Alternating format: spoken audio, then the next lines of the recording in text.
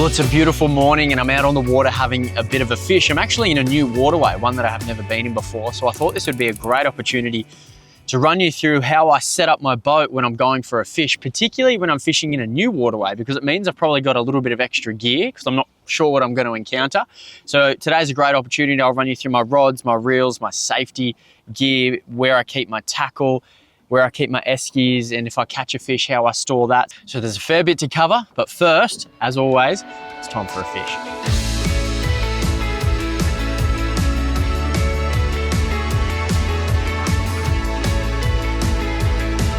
It's certainly not the size that I'm after.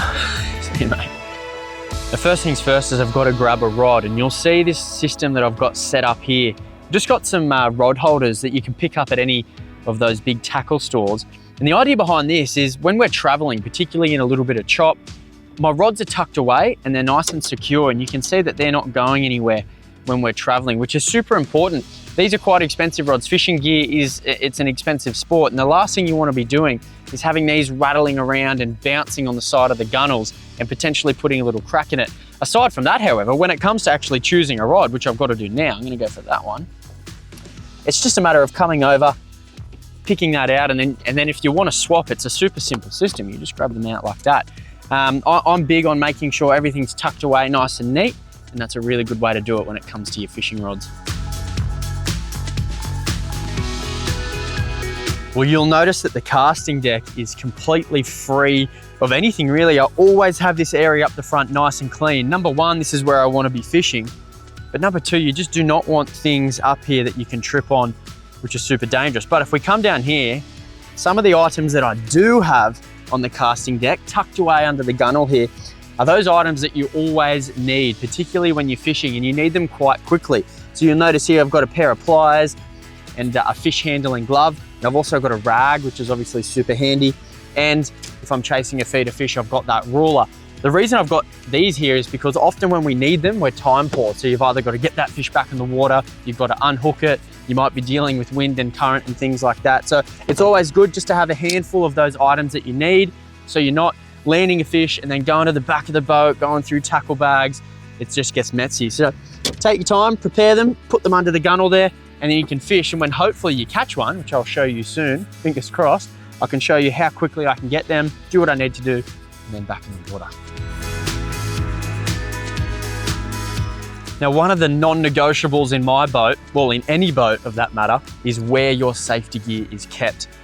Doesn't matter what system you go for, but you need to have a system and a place for that safety gear to be kept, so you and everyone else on your boat knows exactly where it is. And hopefully you never need it, but in the case that you do need it, you can get it easily. So I'll show you mine.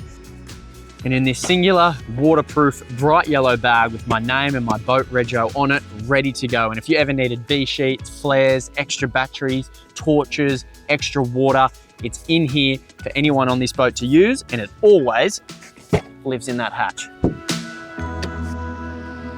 I'm just gonna head up the system a little bit and find a new spot. But before I do so, I just wanna show you this box here. This is my tools, repair kit, whatever you want to call it. And in here, it's a waterproof case. It's just got your basic tools that you're always gonna need if you need to change battery terminals over, put up a bimp mini. It really doesn't matter, but you've just gotta have tools on a boat. And instead of having them scattered around everywhere, bouncing around, put them in a secure box, make sure it's waterproof. We're dealing with salt water, things are gonna corrode, and have it somewhere where they live permanently. Don't take them in and out of your boat. So don't have them in the car and then put them in the boat and swap them over. Just have them somewhere, because you will need them one day. And when you need it, you'll thank yourself that you've got a little box of tools on the boat.